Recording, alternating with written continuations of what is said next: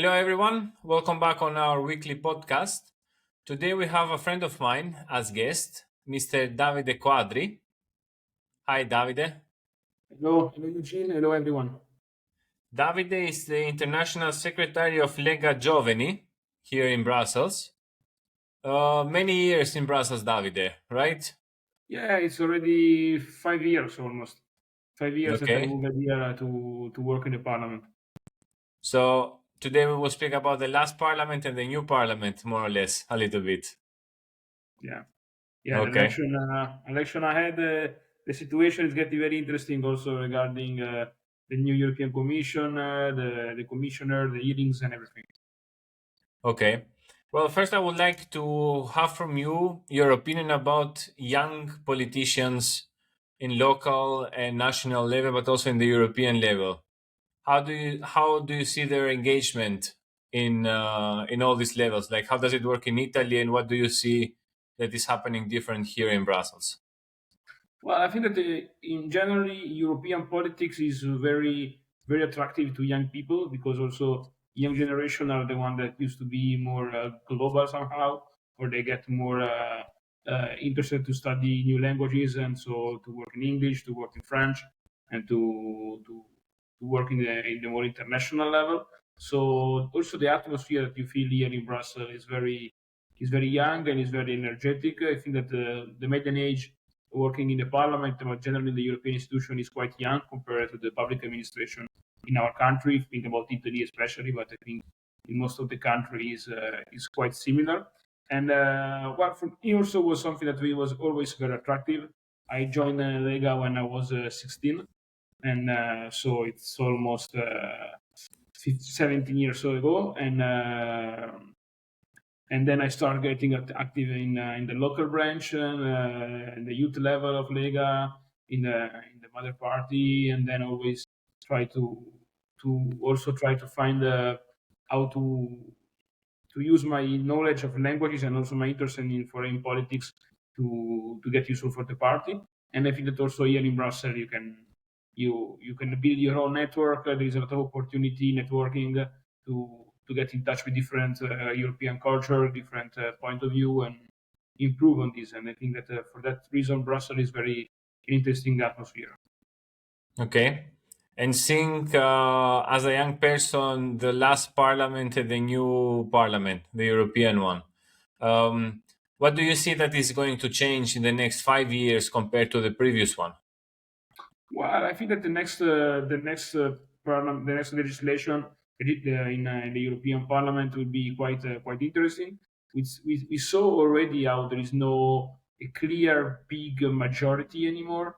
There is a lot of infighting between EPP, SD, and Renew that are generally historically the core of this pro-European majority. The Greens, it's really declining, and also we see that the how they're not really representing anymore the young voters generally in the European continents they used to always brand as the new face. In the end of the day, we see that they are declining and they're not really appealing to the new voters.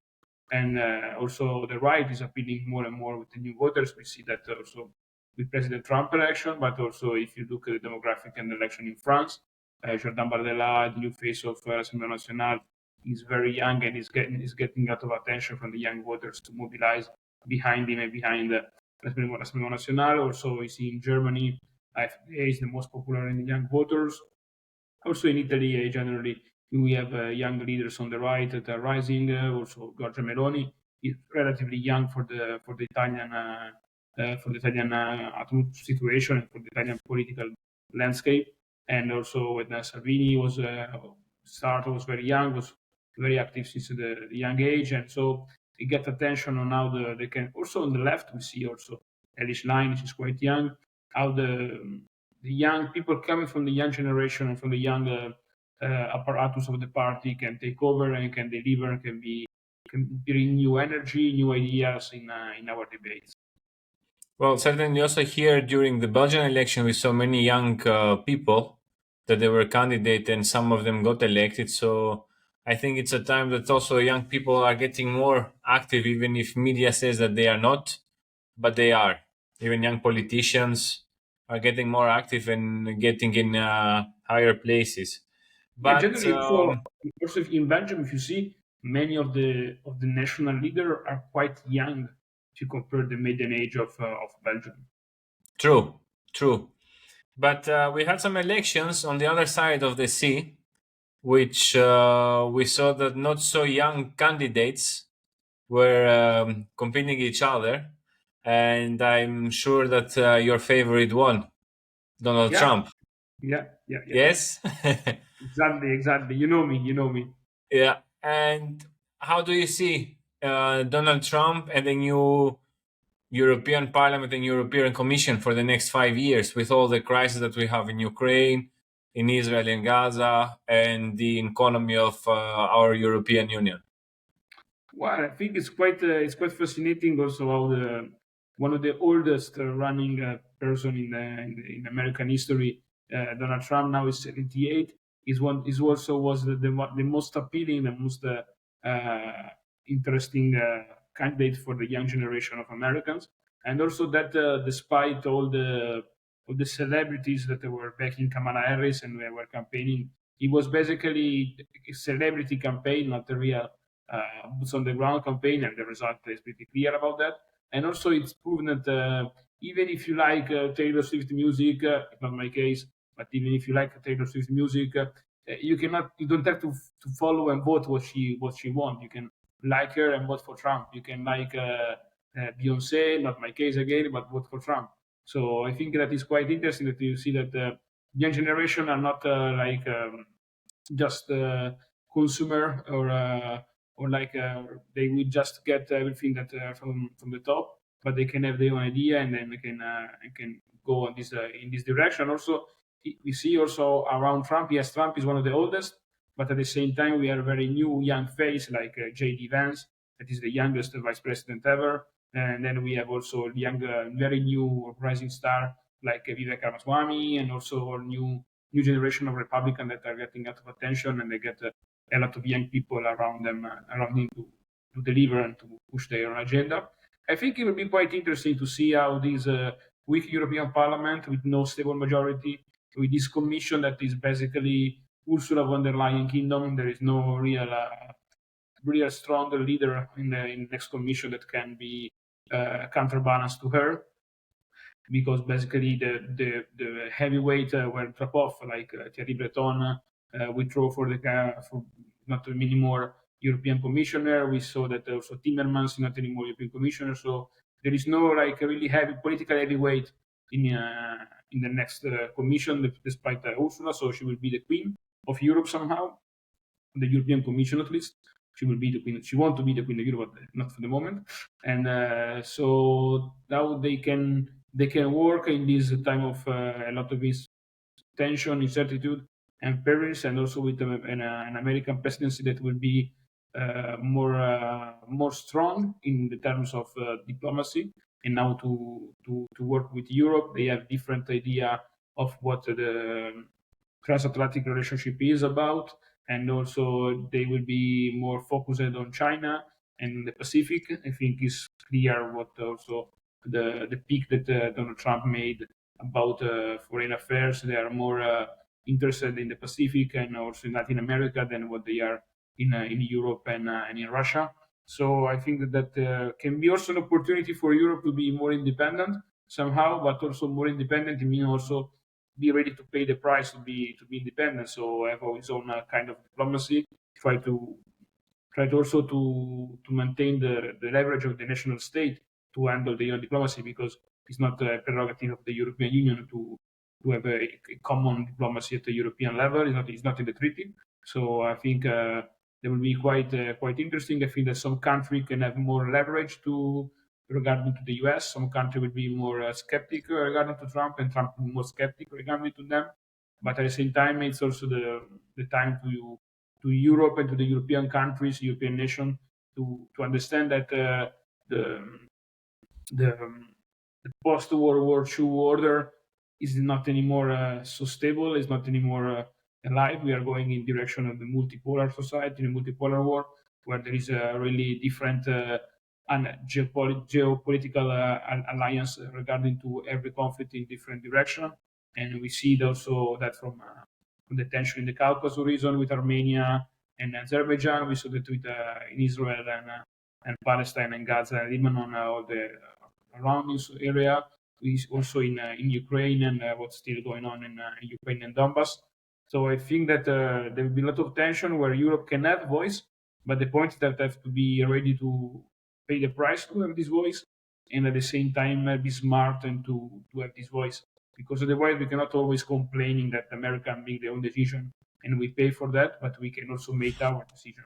And I think with this presidency that is really more oriented on East, we can have this type of opportunity to step in and try to play our own game. At the same time, I really wish that this presidency will work for peace, no matter what, in every, especially in Ukraine and Russia conflicts, but also in the Middle East. Well, I'm a bit skeptical on this, to be honest, because I think that Europe has been a little bit settled with always having the back of the United States Yeah. and NATO, and every time when was a problem, the United States would intervene with NATO, and Europeans have lost the sense of being alert all the time. They think that democracy and freedom is granted, but the reality is not. So, Yeah, exactly. in, And also they have this kind of the parliament, especially, have this kind of really top to bottom approach that they are the only one that can say what is the democracy, and they are the only one that is able to really be the perfect democracy, and the other are never perfect as the parliament. And I think that is really a big mistake because the parliament is very undemocratic. We have basically one third of the parliament that is excluded by any type of legislative action in the parliament. We have this type of cordon sanitaire that we have also in Belgium, that we have also in France, that is basically not a democracy, not how the functional democracy works. And so how they can be so arrogant to use that inside them, and then to be like the new Athens of democracy that we have to say to the others in the world that we are the best democracy, you have to comply with us. And I think that also this type of approach maybe was working during the 90s, during the beginning of the 2000, but there is people that really don't care about it anymore. There is no more this Brussels consensus. Really, the people is looking for it, and so maybe for the market, yes, for the internal market, yes, because everyone want to have business with Europe because it's the richest market in the world, and we still have a real good level of protectionism somehow, but also good level of standards for regarding environments and quality. But at the same time, on political level, no one is looking at us anymore. They were not Athens anymore. Okay. And I would like to comment on some words that you said, like von der Leyen is or wants to be the queen of the European Union, and in the parliament, in the European Parliament, we don't have a real democracy. And here I want to bring the attention and the question to you about the enlargement of the European Union towards the Western Balkans and Ukraine, potentially after the war. But I would like to focus on the Western Balkans because I know that there is no real democracy as well. But Mrs. von der Leyen seems to be very keen and very friendly towards these modern dictators, if I can call them like this. What is your opinion about the Western Balkans? Like, can they come in this moment into the European Union? Because before the war, we spoke a lot about the problems that the Union was facing. And all of a sudden, with the war, we don't speak about it anymore. And now we speak about getting more countries inside. What is your opinion about it? How do you see it? Yeah, my opinion is basically as Italian and Italy in general is always quite open to the enlargement process of Europe, especially regarding the Western Balkans, where Italy have a lot of economic interest, but also cultural influence and also historic influence. And at the same time, we are very aware that this type of enlargement is not really going fast, and also the add of Ukraine in this equation of the enlargement, I think, is getting also more time and is not really making any fast track to any other country before them, because at the same time there is the emotional price to say that how dare you to let anyone enter the European Union before Ukraine that is suffering so much for the war.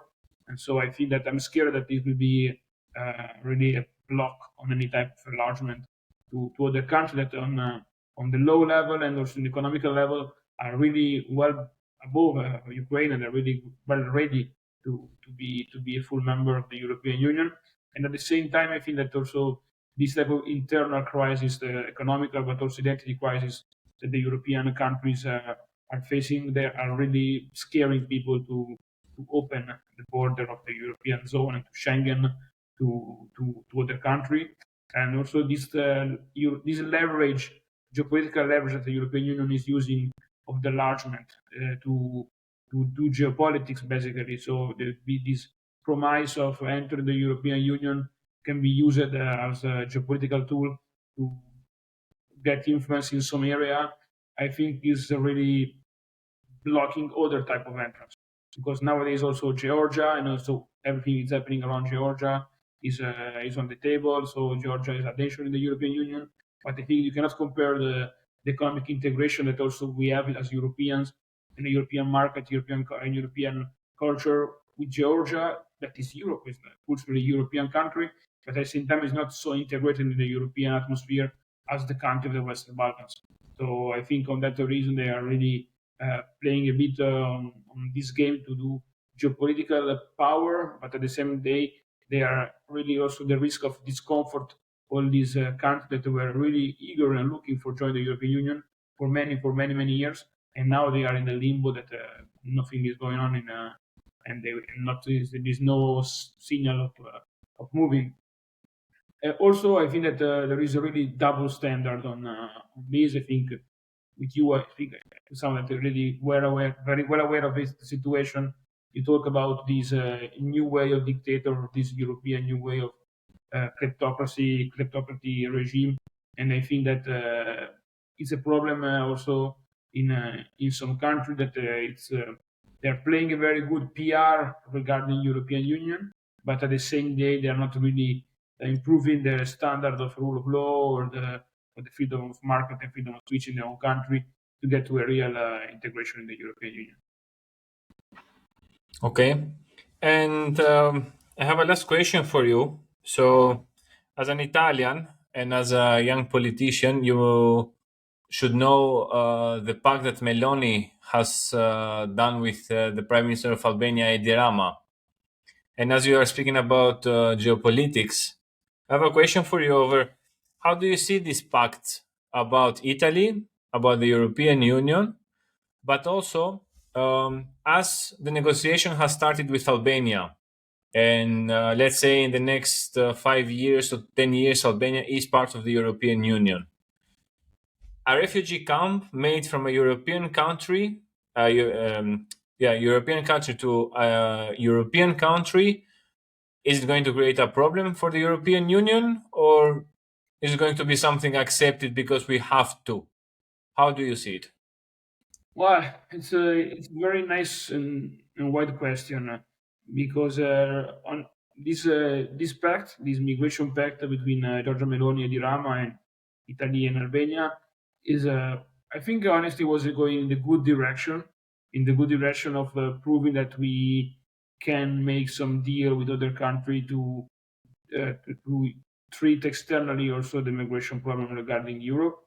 At the same time, there was really a lot of unknown situation around these deals that no one really know, and there is still a lot of black hole around these deals.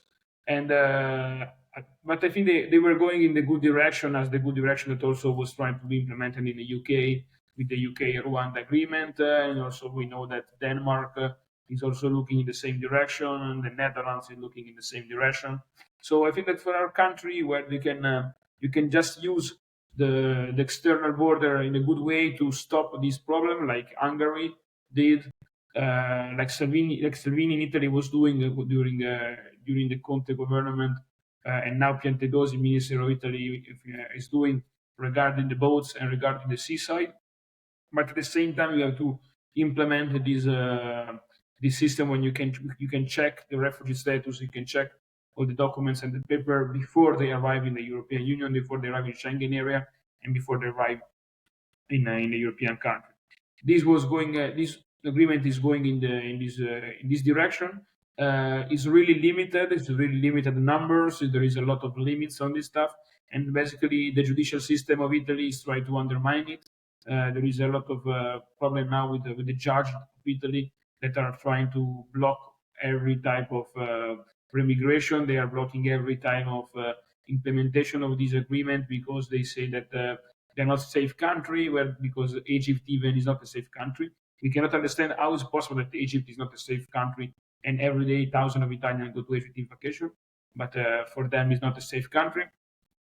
So they are really trying to undermine and block this deal, but but I think it's going in a good direction. The other point that you raised that is quite interesting is when Albania will become member of the European Union, how you can handle it. And I think that you cannot handle it because if you enter the European Union and you enter in Schengen area, then this is not anymore about externalization of anything. It's just getting in the same as you get in Italy or you get in Poland or you get in Spain. Then they can travel around, and if they are illegals, they are try to escape the rules. So I think that there is not going to be a solution in this case. I see. Well, we hope that things will work out because we have recently heard in Albania that in these camps they'll have also criminals coming from prisons. I don't know if it's true or not. Criminals from the I'm Italian not aware prisons about going that. to these camps. We are not aware about that in Italy. There is no news about that. I don't No, think but so. also in Albania it came known these days, but let's hope that it's not going to be the case. But in any case, David, I would like to thank you for coming to my podcast. It was a big Thank you for pleasure to having. have you. Thank you for having me and for giving me time.